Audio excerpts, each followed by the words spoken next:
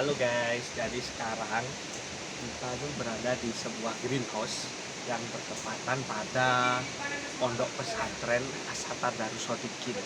Jadi ini penampakan greenhouse-nya. Dan di video kali ini kita tuh akan membahas apa sih greenhouse itu, terus kemanfaatannya. Pokok kita mengulik tuntas apa yang disebut greenhouse. Daripada lama-lama mending caps langsung aja kita ke sana.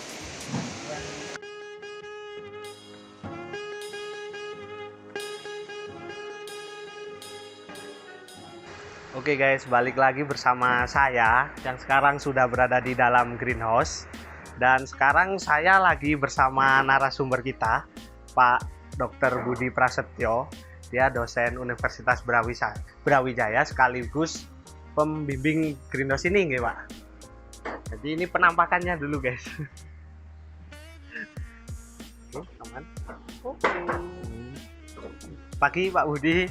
Lagi apa Mas Aziz? Ya, Sehat ya? Ini Sehat dari Sofin Official. Mau tanya-tanya nih Pak, apa sih greenhouse itu? Terus ya seputar greenhouse gitulah Pak ya mungkin ya. Jadi tanpa berlama-lama mungkin langsung tanya saja ya. Awalnya definisi greenhouse itu sendiri Pak.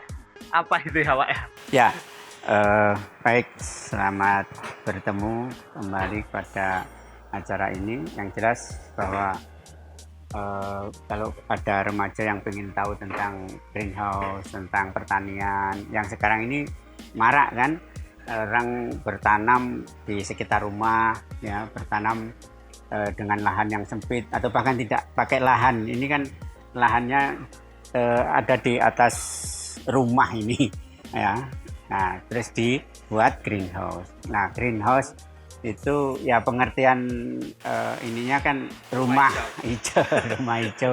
Tapi maksudnya itu rumah untuk tanaman, ya. Di dalamnya ada tanaman-tanaman yang berhijau daun, ya. Semulanya seperti itu, ya.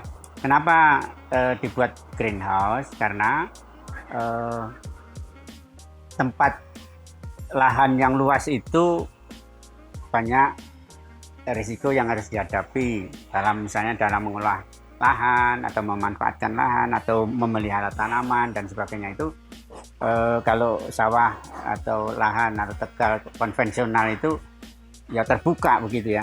Nah, kalau terbuka konsekuensinya memang ada hama ya dan sebagainya yang mengganggu tanaman, gulma dan sebagainya. Itu menjadi beban ya bagi untuk generasi yang sekarang itu pengennya kan lebih praktis, bersih lingkungannya dan sebagainya. Nah ini salah satu alternatif ya, pilihan yang kita tempuh karena lahannya sempit, terus kemudian lingkungannya juga perlu lingkungan yang bersih, tidak menggunakan tanah sebegitu banyak atau sama sekali ini tidak menggunakan tanah. Itu alternatif ya, pilihan. Tapi sebenarnya lahan itu juga masih hal yang penting, hanya nanti mungkin di sesi yang lain ya kita bicarakan tentang lahan. Tapi berkaitan dengan greenhouse ya, kenapa dibuat begini? Ini supaya ini tertutup ya, tertutup. Kalau di daerah subtropis yang musimnya 4 musim itu ada pengatur suhunya, pengatur kelembabannya. Kalau kita kan masih ya sekedar untuk menaungi supaya tidak panasnya berlebihan ya, udaranya cukup, kemudian hama tidak masuk ya. Kalau itu sudah dikurangi maka tanaman ini menjadi bersih. Nah, kalau masih ada hama yang masuk nanti ada daun yang dimakan ulat ya, daun yang rusak. Itu yang terjadi dalam perkembangan terakhir ya, pertanian di kota ya, pertanian indoor dan sebagainya. Itu perkembangan lahan gitu ya, ingin lahan dan ingin menghasilkan tanaman-tanaman atau produk pertanian itu yang higienis ya, layak dikonsumsi. Nah, ini tanpa harus menunggu. Bahkan yang di luar sana ada yang sudah langsung ini dipetik, langsung disajikan, langsung bisa dimakan tanpa ada risiko karena tidak pakai pestisida. Ya, karena pestisida itu untuk memberantas hama ya, karena itu. Tapi ini karena tidak ada hama, ya tidak usah pakai pestisida. Sudah bersih, sehat. Nah, intinya di situ. Jadi greenhouse itu berfungsi untuk menghasilkan pertanian yang higienis, pertanian dalam kurun waktu yang relatif cepat menghasilkan ya apa yang mau dikonsumsi. Mungkin sayuran yang utama yang paling paling sering di ini kan sayuran-sayuran seperti ini, sayuran daun ya. Nah itu di greenhouse. Jadi tanda petik hampir semuanya bisa dikontrol, airnya, unsur haranya yang masuk dibutuhkan tanaman itu, jenis unsur haranya apa, itu dikontrol semua, termasuk tidak menggunakan bahan kimia. Ya, tidak menggunakan bahan-bahan kimia, pestisida. Kalau bisa ini organik lebih bagus, tapi ini perlu diuji berapa jauh dia bisa bertahan dengan tanpa menggunakan bahan-bahan kimia. Nah, itu intinya di situ. Jadi kalau kita menggunakan greenhouse atau membuat greenhouse itu memang untuk mendapatkan pertanian yang lebih higienis, bisa teratur, dengan dirawat dengan lebih mudah karena aliran airnya tidak perlu kita nyiram, tapi sudah ada aliran air. Ya, dibuat ada pompanya kan. Nah, syukur-syukur nanti kalau sudah bisa menggabungkan energi matahari untuk penggerak listriknya dan sebagainya itu kan lebih ya. Oke, itu sekitar greenhouse kurang lebihnya. Jadi untuk membuat pertanian itu lebih bisa dikontrol dari berbagai aspeknya ya. Air, unsur hara, hama atau penyakit ya, dan produk yang higienis. Oh, jadi itu pengertian dari greenhouse dari narasumber kita ya teman-teman.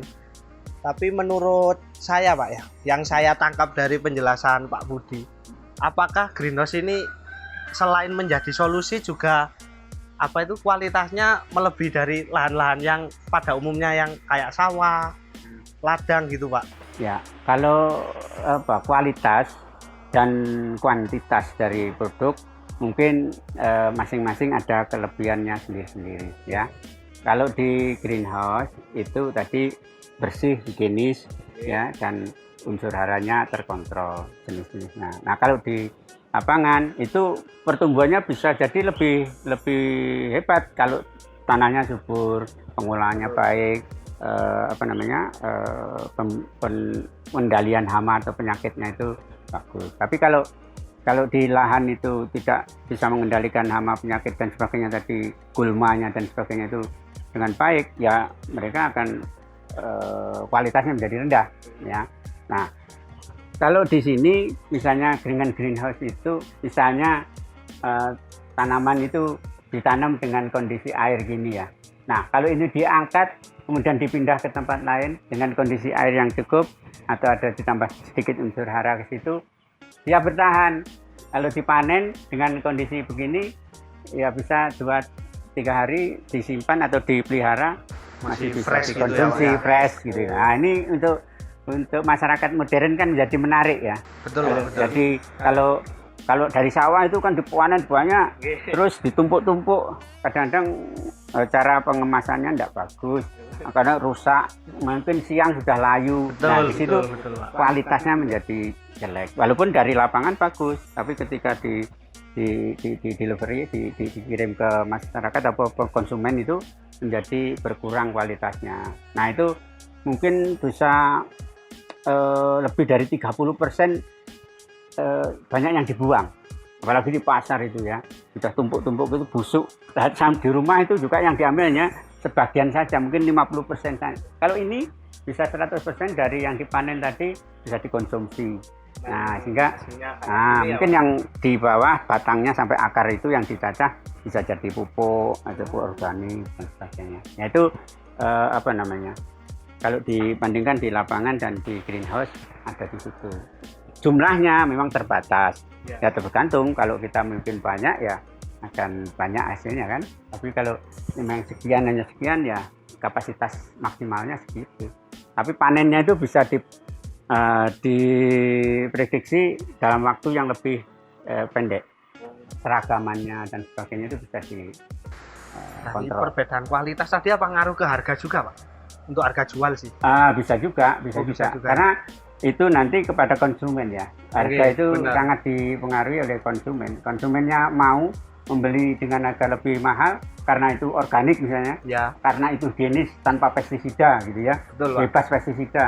Nah, dengan yang tidak ada jaminan bebas pestisida, baru disemprot kemarin sore sekarang dipanen misalnya. Ya. Nah, itu masyarakat kita kan semakin hari kan semakin cerdas ya, melihat kondisi kesehatan dan kebutuhan mereka dan sebagainya, masih memilih yang sehat, memilih yang bebas pestisida, memilih yang higienis ya, dan apa istilahnya nutrisi atau yang ada di dalamnya itu kandungannya apa saja. Nah, sekarang sudah mulai Dikulik ya. ya, Pertanyaan selanjutnya itu